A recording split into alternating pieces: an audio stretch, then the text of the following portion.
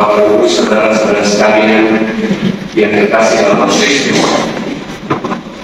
Hari ini kita merayakan Misa tanggal 1 Petrus. Misa ini dimaksudkan supaya kita mengagung-agungkan jabatan hierarki atau jabatan strategis di dalam gereja. Tapi jabatan ini lebih berhubungan dengan pelayanan. Dan kita bisa melihat apa yang dilakukan oleh dua orang yang hari ini kita persembahkan secara khusus, yaitu Pak Bagian Ruby dan Pak Vincent, melayani dan setia sampai akhir.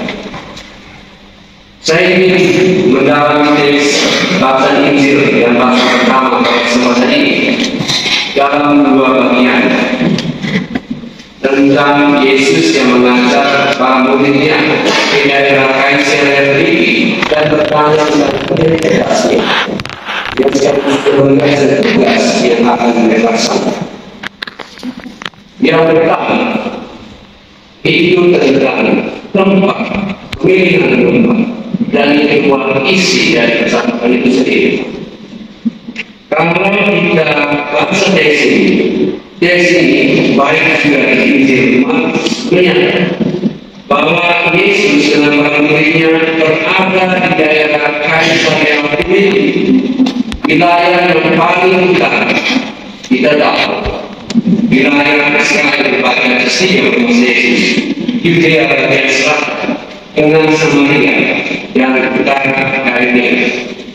Sedangkan wilayah Kaisarea Filipi berada lebih utara lagi dari Galilea, 45 km dari Kapernaum, dari mana Yesus memulai jalan publik. Dengan memilih tempat yang jauh, Yesus kemudian bertanya tentang identitas. Dan identitas ini kemudian dijawab oleh Petrus sebagai ketua kelas dan para murid. Mengapa Yesus memilih tempat yang lebih jauh hanya untuk menanyakan siapakah aku? Bukankah dia bisa bertanya tentang pertanyaan yang sama? Tidak pernah. Akan kembali manusia. Dan secara jelas Injil ini menyatakan dia memilih daerah Kaisarea Filipi. Daerah ini dikenal dengan penyembahan berhala yang sangat kuat, baik sejak masa sesudah Salomo sampai pada masa Yesus. Pada masa sesudah Salomo, karena wilayah kerajaan ini terpecah menjadi dua, dan raja Yuda yang tidak mampu kembali ke Yerusalem, maka raja Yerobeam mendirikan juga dua tempat, yaitu Betel dan Dan di utara, dengan anak yang emas bertempat mereka bersiap. Dan si Yerobeam ini juga mengangkat siapa saja yang mau menjadi imam untuk melayani tempat ini yang agaknya sudah bertentangan dengan tradisi bahwa orang lain sudah yang menjadi imam. Percampuran macam-macam. Dan setelah pada masa Yesus, wilayah ini menjadi lebih dikenal dengan penyembahan kepada dewa Pan, dewa orang Yahudi, dewa para kembang. Karena kami kemudian menjadi wilayah sekarang menjadi Panis. Apa khususan dari wilayah ini dengan dewa Pan? Mereka memiliki kuil besar di sini. Kuil ini didirikan di depan suatu kolam, yang itu kolam itu airnya turun dari bukit Hermon, wilayah yang tinggi, dan air mengalir lalu terbentuk kolam di situ. Dan mereka setiap kali mempersembahkan hewan di situ dengan cara menyembelih hewan, lalu menembakkan hewan di kolam itu. Kalau hewan tenggelam, berarti mereka mendapat berkah.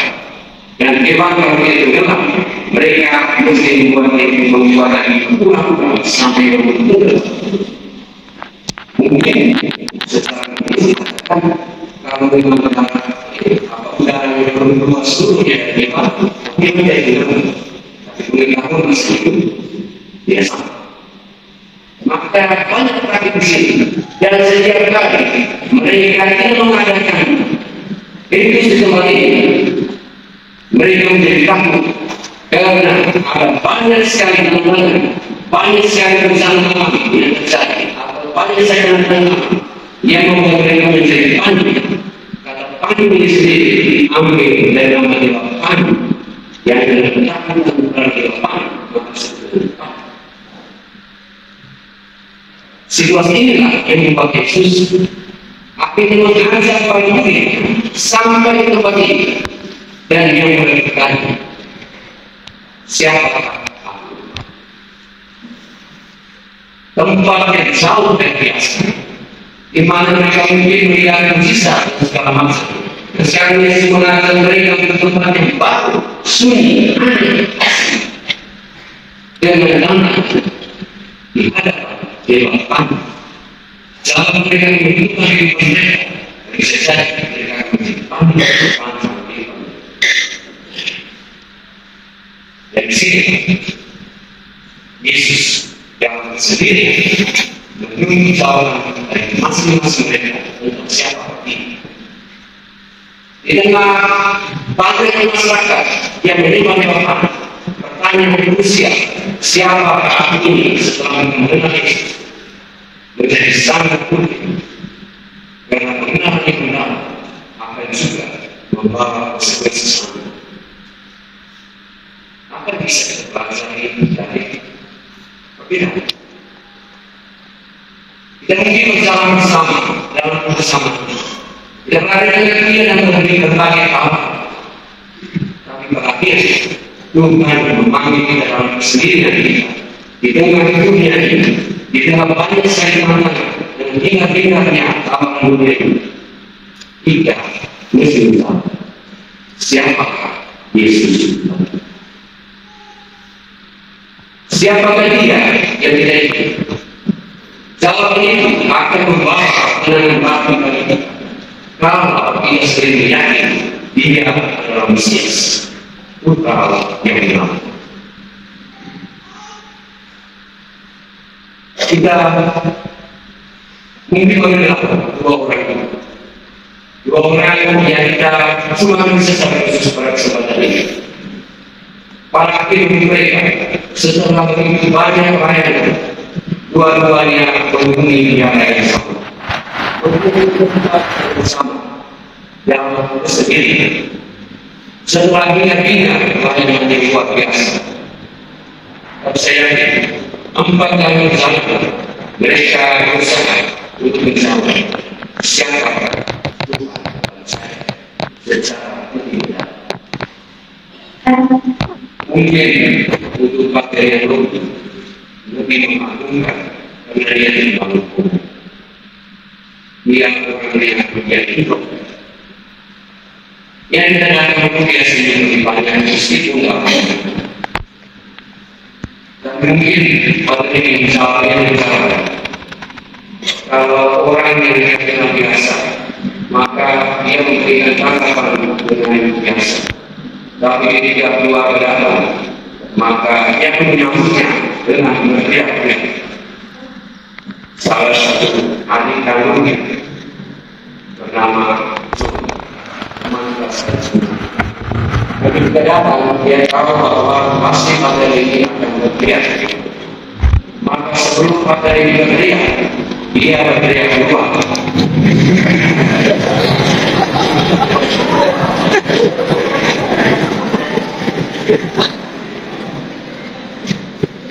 Dan materi ini berteriak.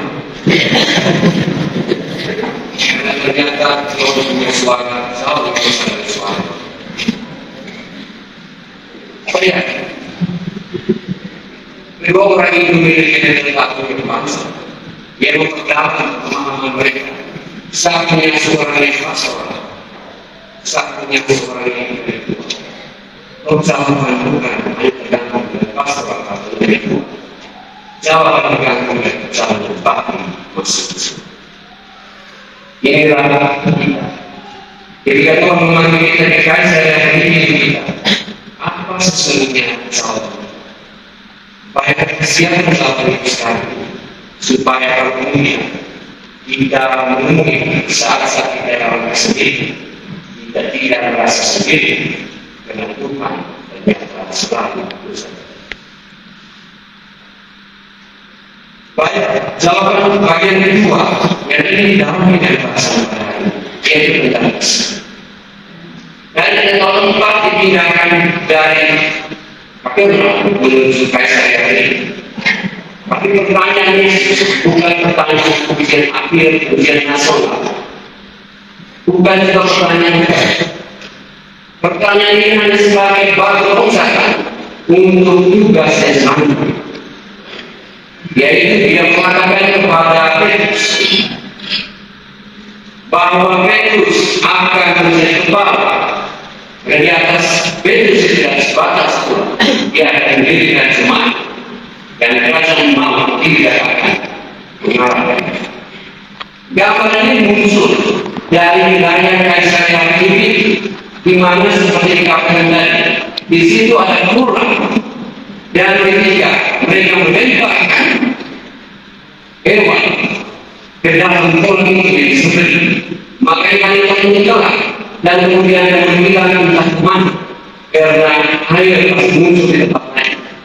Karena dia memiliki jalurnya sendiri. Dan mereka merasakan bahwa kalau persembahan yang diterima, mereka tidak akan dikalahkan oleh maut. Dan kegelapan sudah tidak akan memiliki mereka. Mereka memiliki kemakmuran dan pernah mereka kembali.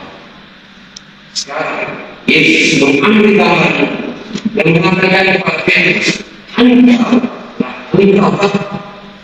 bukan orang, bukan umat di atas batu engkau ini kerajaan Allah, dan alam maut tidak akan mampu menguasai. Tidak seperti hewan yang dilempar ke dan tenggelam dalam kebingungan dan kegelapan entah kemana.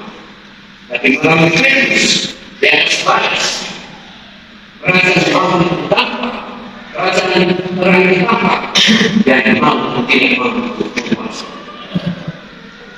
Ini untuk kita katakan itu sebagai primat paus.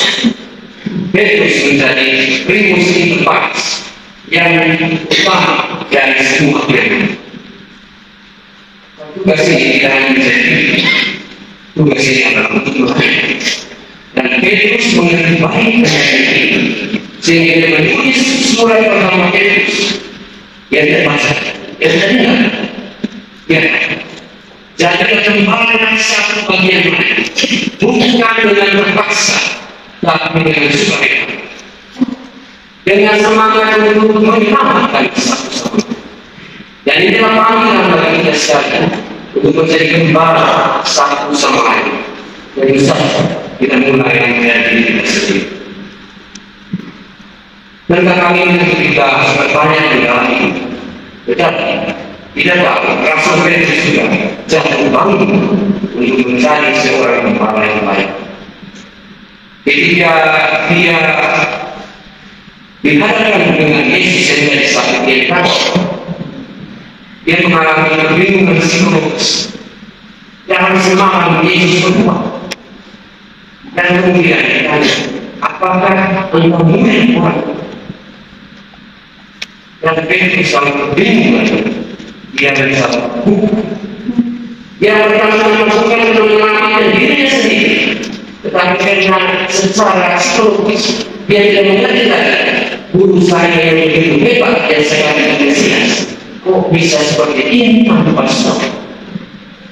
Maka jawabannya bukan berarti guru saya bukan seperti ini.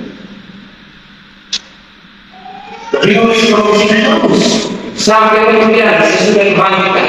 Dia adalah orang yang mengajak para murid lain melaut kembali. Sesudah 3 tahun kita berjalan bersama orang ini, tinggalkan namanya, tinggalkan pekerjaan kita.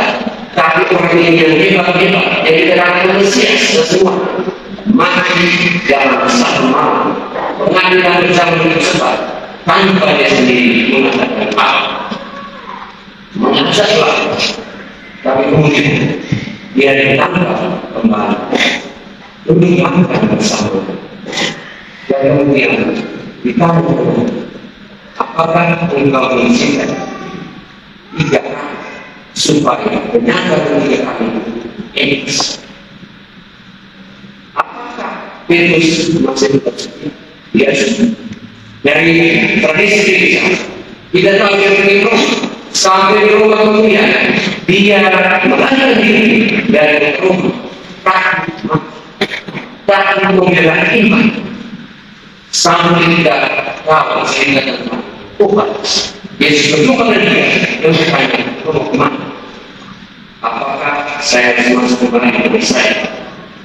Jadi ternyata beberapa kali yang kita harus masuk kembali ke orang dan bersedia disahkan bahkan mau menjadikan tulisan warna biasa kepala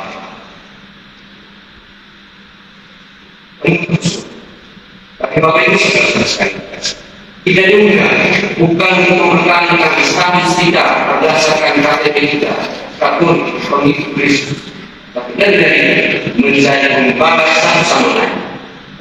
Mulai dari 2 orang yang tidak kenal juga menjadi pembawa secara masing-masing. Bahkan yang dia menjadi guru sebenarnya, tapi lebih banyak berkarya di paroki-paroki menyemarakan begitu, dan dia dikenal sebagai pribadi yang kudus, yang sunyi, yang diam, tidak banyak besar, banyak banyak. Jika dia berbeda dengan cara seorang petani, dia lebih banyak bekerja di lembaga pendidikan dengan karakter mengajarnya yang berbeda. Kalau mengajar kelas, kalau orang belum kenal ini, pasti pikir dia marah-marah. Satu kali dia mengajar dan dia begitu marah-marah, akhirnya praktek juga dengan mahasiswa lain. Mereka semangat. Praktek marah-marah terus, kandung semangat. Dan kalau marah-marah tidak berkembang seperti ini, kami keluar kelas. Tapi kemudian dia begini, saya kan main-main saja kok. Kamu terlalu serius. Tapi menunjukkan bahwa dia mengusahakan sendiri kalau dia mereka serius dengan pertanyaan-pertanyaan atau tidak dengan tanggung jawab ini. Saya mengenal dia sebagai seorang rakyat pimpinan ketika dia tenang, dia diusir. Banyak kisah yang kami sampaikan bersama. Tapi satu kisah ini yang memang sama sekali Pak Ferry tidak tahu sembunyikan. Pak Ferry kenal dengan kesukaan itu pertama. Dan kami dapat kenal kamu yang lomba dengan sebagian. Dan kami memiliki sesi teman mengisahkan suatu pasca kata ini tegasnya urusan pagi kami itu dengan urusan akhirnya kami itu dengan urusan dan kami itu bapak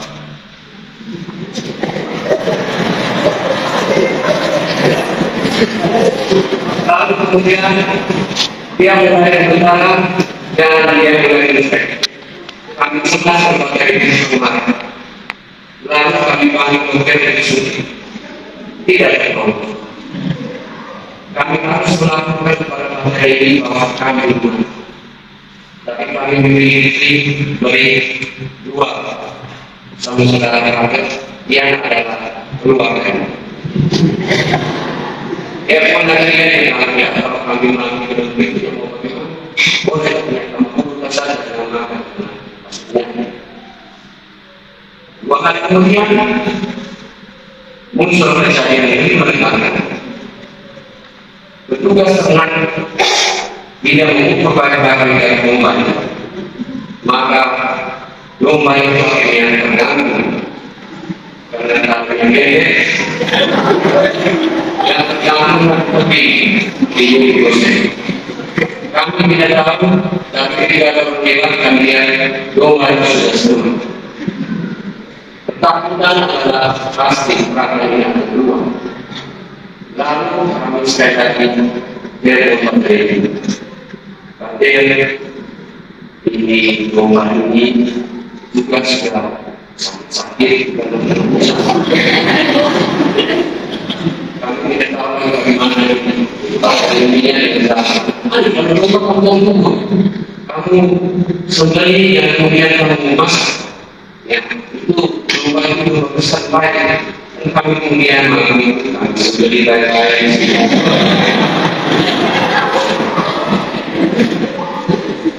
Dan kemudian kami simpan juga untuk persiapan bersama masakan. Orang yang itu adalah kami makan semuanya. Kebetulan saya dengan satu orang yang lain ada semua sekarang ini. Ingat, kita makan ini dengan sus. Kita mesti menjaga rasa ini. Bahwa kami ini mati bukan sakit, karena lama yang dari kita semua. Tidak ada ceritanya kami yang bilang hanya dengan kambing dan domba. Karena itu kita makan, tapi jangan ada satu orang pun cerita kepada Pak Tri teman-teman. Dan Pak Tri pulang kami ceritakan tentang kami yang sakit dan pusat. Dan sejak saat itu kami tidak bisa ngomong. Akhirnya dua orang bersama itu jadi imam besar. Dan satu yang bekerja di luar negeri, satu yang bekerja di provinsi SPDP.